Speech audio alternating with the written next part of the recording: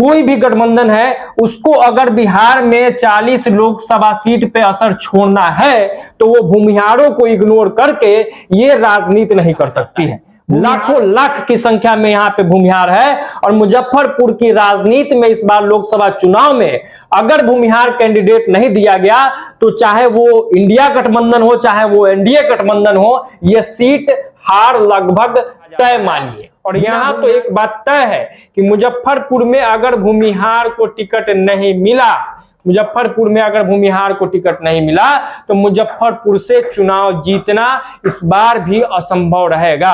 मुजफ्फरपुर में भूमिहार को इग्नोर किया ही नहीं जा सकता है। दो लोकसभा चुनाव भूमिहारों ने यहां से जीता है और इस बार भी यहां पे कई भूमिहार कैंडिडेट जो है वो टाल ठोक रहे हैं और बेहद दमदार कैंडिडेट है। और वैशाली में अगर भूमिहारों को नजरअंदाज किया गया तो वो निर्दलीय भी चुनाव लड़ेंगे और निर्दलीय भी चुनाव जीत जाएंगे। इसलिए इंडिया या एनडीए को अपनी साख बचानी है, अपना एक लोकसभा सीट फिक्स करना है तो वैशाली में भूमिहारों को न नजरअंदाज करते हुए भूमिहार को टिकट दीजिए। और महाराजगंज के भूमिहारों ने यह मूड बना लिया है कि इस बार अगर भूमिहार के हिस्सेदारी नहीं तो फिर राजनीति में जो लोग भी आएंगे, जिस भी पार्टी से वो लोग आएंगे, उनको शिकस्त का सामना करना पड़ेगा। क्योंकि महाराजगंज का एक एक भूमिहार जो है वो राजनीतिक खेल बदलने के लिए तैयार हो गया है। ये जो तमाम लोकसभा क्षेत्र है वहां पे भूमिहार निर्णायक होंगे, डिसाइडर होंगे। भूमिहार को इग्नोर करके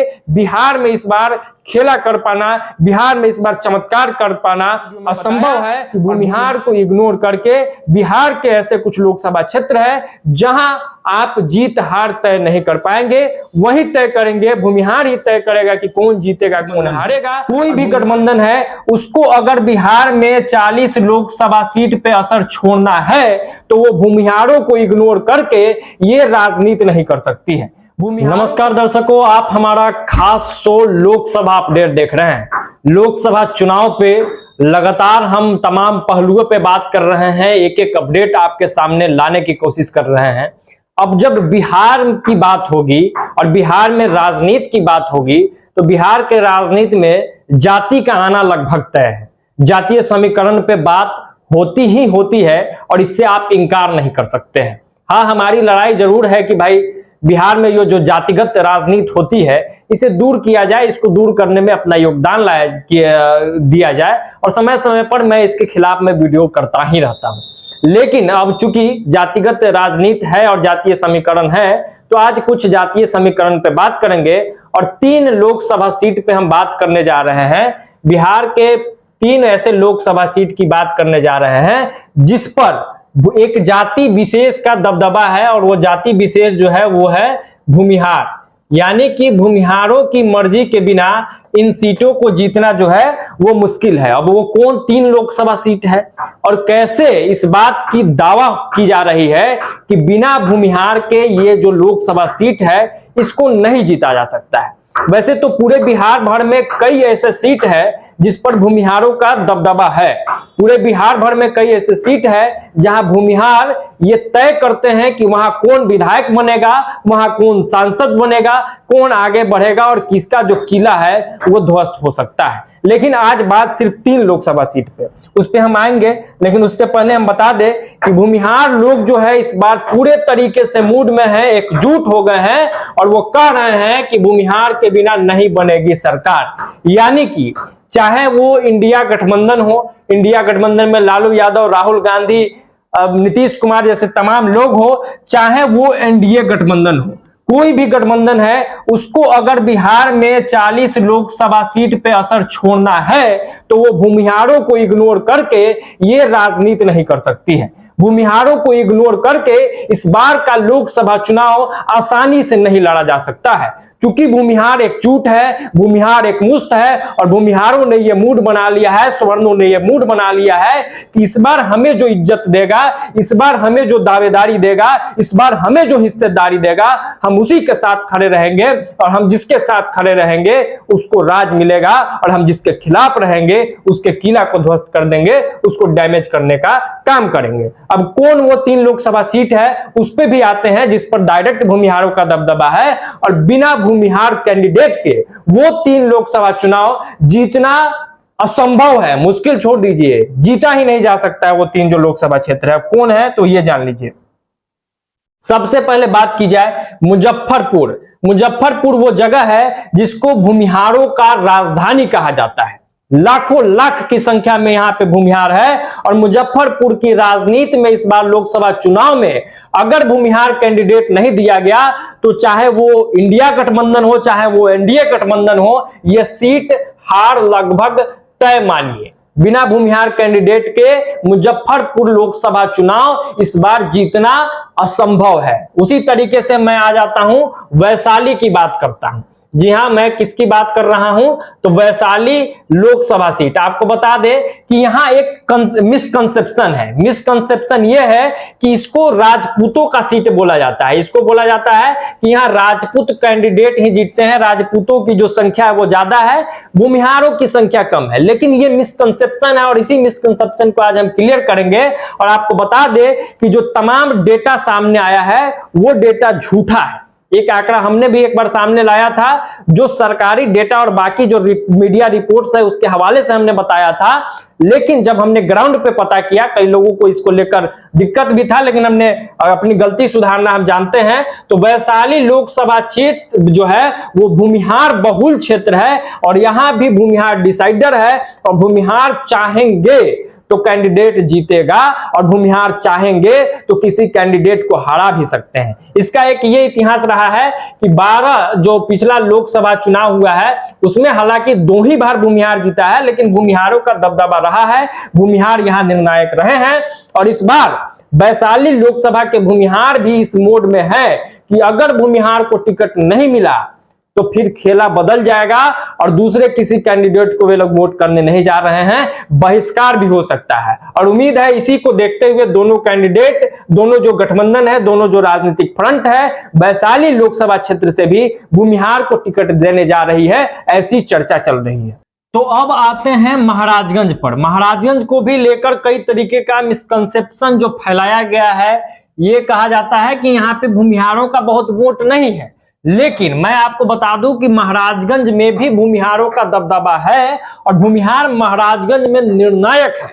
और यहाँ पर तो लोग अब एक्टिव हो गए हैं, एकत्रित हो गए हैं और पूरी तरीके से एकजुट है कि अगर महाराजगंज में इस बार भूमिहार कैंडिडेट को टिकट नहीं मिलता है तो फिर चुनाव जीतना मुश्किल ही नहीं, असंभव हो जाएगा। और फिर महाराजगंज में चाहे वो इंडिया गठबंधन हो चाहे वो एनडीए गठबंधन हो, अगर भूमिहार को नजरअंदाज करती है तो ये लोकसभा चुनाव जीतना असंभव जैसा है और किला जो है वहां पे अच्छों का ध्वस्त हो जाएगा। और महाराजगंज में तो बताई जा रही है कि कुछ इस तरीके की तैयारी है कि अगर वहां से भूमिहार कैंडिडेट को टिकट नहीं मिलता है तो कई भूमिहार लड़ा के तैयार है लड़ाई में आने के लिए, रणभूमि में आने के लिए, और वो वहां चुनाव लड़ेंगे और वोट काट के ये बता देंगे, वोट को अपने हिस्से में ला के ये बता देंगे कि हमें इग्नोर करके आप चुनाव नहीं जीत सकते हैं महाराजगंज में। अब हम ये किस आधार पे कह रहे हैं कि भाई मुजफ्फरपुर में, वैशाली में, महाराजगंज में अगर भूमिहारों को नजरअंदाज किया जाएगा तो चुनाव जीतना मुश्किल है और अगर यहां भूमिहारों को टिकट नहीं दी गई तो खेला जो है वो खराब हो जाएगा और इसका असर पूरे बिहार में फैलेगा। तो वो किस आधार पे कह रहे हैं हम आपको बताते हैं। उसके पीछे का जो आधार है वो एक डेटा है। डेटा ये है, सबसे पहले जो है मुजफ्फरपुर लोकसभा पे हम बात करते हैं। मुजफ्फरपुर 1 2 3 4 5 6 विधानसभा, 6 विधानसभा में गायघाट में जो है 15,000, औराई में 40,000, बोचहा में 55,000, सकारा में 53,000, कुडनी में 45,000 और मुजफ्फरपुर जो शहरी इलाका है जो विधानसभा है वहां पे 1 लाख भूमिहार है और कुल 3,08,000 भूमिहार मुजफ्फरपुर लोकसभा क्षेत्र में आते हैं। ऐसे ही नहीं, मुजफ्फरपुर को भूमिहारों का राजधानी कहा जाता है। और यहां तो एक बात तय है कि मुजफ्फरपुर में अगर भूमिहार को टिकट नहीं मिला, मुजफ्फरपुर में अगर भूमिहार को टिकट नहीं मिला तो मुजफ्फरपुर से चुनाव जीतना इस बार भी असंभव रहेगा। मुजफ्फरपुर में भूमिहार को इग्नोर किया ही नहीं जा सकता है, क्योंकि यहाँ पे भूमिहारों का दबदबा है, भूमिहार के जो राजनीतिज्ञ है उनका असर है, और भूमिहार जो वोटर है वो पूरी तरीके से यहाँ भी एकजुट हो चुका है, जागरूक हो चुका है, और स्पष्ट तौर पर यहाँ के लोगों को कहना है कि इस बार हमें नजरअंदाज नहीं करिए, नहीं तो भारी नुकसान सहना पड़ सकता है। अब आते हैं वैशाली लोकसभा पे, जिसको लेकर भी कई तरीके का मिसकंसेप्शन फैलाया गया। ये कहा गया कि यहाँ भूमिहारों की संख्या कम है। कई सरकारी डेटा में भी और कई मीडिया रिपोर्ट्स में भी भूमिहारों का गलत डेटा जो है वो वैशाली लोकसभा को लेकर सामने लाया गया है। लेकिन हम आज आपको ओरिजिनल बताते हैं कि कितना है। अब जैसे काटी हो गया, मीनापुर हो गया, वैशाली हो गया, पारू हो गया, बरूराज हो गया, साहेबगंज हो गया।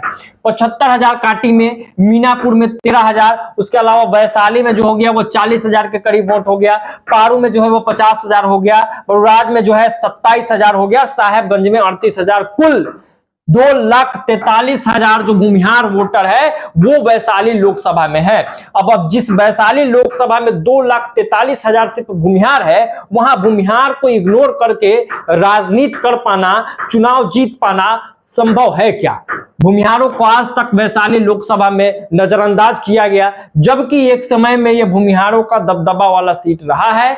दो लोकसभा चुनाव भूमिहारों ने यहां से जीता है, और इस बार भी यहां पे कई भूमिहार कैंडिडेट जो है वो टाल ठोक रहे हैं और बेहद दमदार कैंडिडेट है। और वैशाली में अगर भूमिहारों को नजरअंदाज किया गया तो वो निर्दलीय भी चुनाव लड़ेंगे और निर्दलीय भी चुनाव जीत जाएंगे। इसलिए इंडिया या एनडीए को अपनी साख बचानी है, अपना एक लोकसभा सीट फिक्स करना है, तो वैशाली में भूमिहारों को न नजरअंदाज करते हुए भूमिहार को टिकट दीजिए। वैशाली लोकसभा भूमिहार आपके खाते में डाल देगा, ऐसे यहाँ के भूमिहार जो है वो कह रहे हैं, और पूरी तरीके से एकजुट हो गए हैं। लगातार सामाजिक जो इन लोगों का संगठन है वो अपने अपने स्तर पे काम कर रहा है, लोगों को जागरूक करने का काम कर रहा है, डोर टू डोर कैंपेन भी हो रही है। अब महाराजगंज पे बात करेंगे।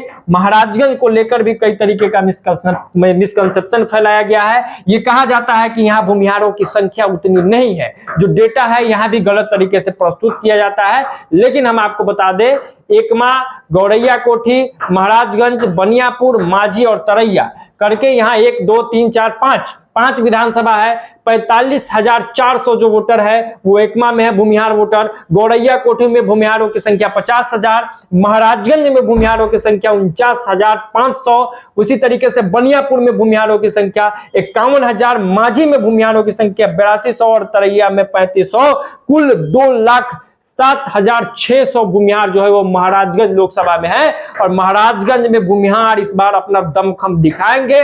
बड़ी तैयारी है, और इतनी बड़ी तैयारी है कि यहाँ पे डोर टू डोर कैंपेन हो रहा है, लोगों को ये समझाया जा रहा है, लोगों को एकजुट किया जा रहा है।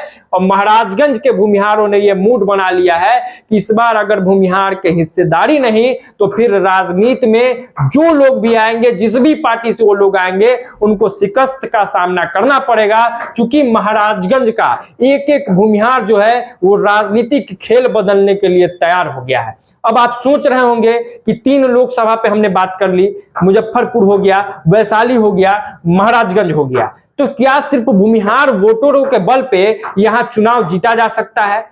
तो इसके पीछे एक कारण और समझ लीजिए कि भूमिहार सिर्फ वोटर देता ही नहीं है, बल्कि भूमिहार में संगठन बनाने की क्षमता है, भूमिहार में लोगों को एकजुट करने, एकमुश्त करने की क्षमता है। साथ ही साथ ये एक ऐसा जागरूक और बुद्धिजीवी समाज है जो इंपैक्ट क्रिएट करता है, और ऐसा इंपैक्ट इस बार क्रिएट होने जा रहा है कि 5 वोट तो भूमिहार देगा ही, 5 वोट के बदले वो 50 वोट बनाने की भी क्षमता रखता है। यानी कि अन्य जातियों का जो वोट है उस पर भी भूमिहारों की पैनी नजर है, और शुरू से ये इतिहास रहा है कि भूमिहार ने इंपैक्ट क्रिएट किया है, और वो जागरूक समाज है, बुद्धिजीवी समाज है। जैसा कि मैंने कहा, तो वो लोगों को भी जागरूक और बुद्धिजीवी अपने बुद्धिमत्ता के बल पे जागरूक करता है, और इसका असर ये होता है कि अन्य समाज भी इनके इंपैक्ट में आ जाते हैं, इनके बातों में आते हैं, इनके प्रभाव में आते हैं, और अपना वोट जो है उन कैंडिडेट को दे देते हैं। यानी कि माहौल बनाने में, माहौल सेट करने में